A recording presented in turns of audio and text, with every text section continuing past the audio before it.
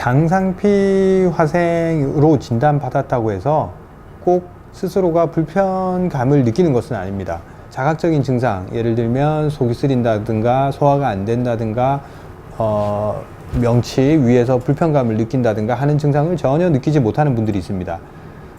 임상적으로 봤을 때 불편함을 느끼는 분들이 한 50% 정도 되고, 나머지 50%는 꽤나 그 내시경상에서 진단 제가 확인했을 때 장상피 화생 단계가 좀 심한데도 불구하고 자각 증상이 전혀 없는 경우도 있습니다. 소화 안 되는 것도 전혀 없고 뭔가 불편감을 느끼지 않는다고 말하는 분들이 한 50% 가까이 존재합니다.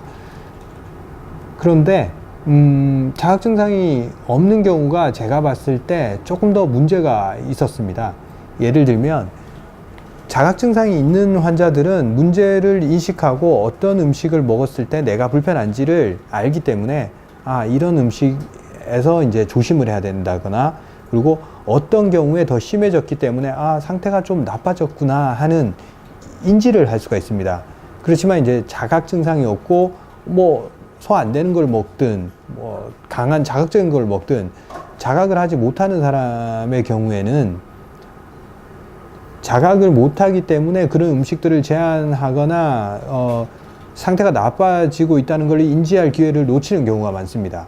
그래서 그런 환자들 경우에는 매년 내시경을 했을 때 점점 더 심해지는 경향이 있습니다. 상태가 심해지는데도 불구하고 자기가 느끼지 못하기 때문에 전혀 관리하기에 조금 문제가 있죠. 그래서 오히려 저는 그런 경우가 조금 더 문제가 있다고 봅니다. 그래서 자각 증상이 없다고 해서 이게 내버려 둘 수 있는 종류의 질환이 아닌 거죠. 왜? 상태가 계속 분명히 심해지기 때문에. 또 간혹 제가 치료를 했을 때 장상피 화생 범위가 줄어들고 재생이 점점 됐을 때 환자들이 실질적으로 장상피 화생이 개선됐는데 전에는 어떤 음식을 먹어도 불편하지 않았는데 치료 후에 오히려 특정 음식을 먹었을 때 불편감을 자각하기 시작하는 경우가 있습니다.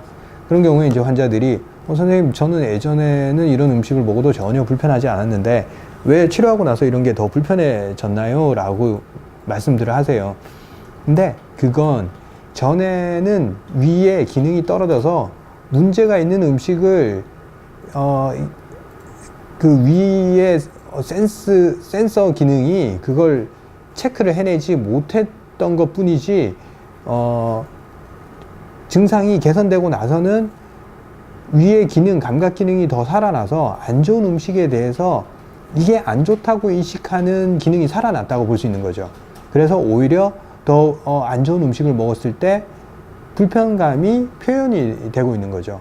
위가 기능이 살아나서 그렇다고 볼 수 있습니다.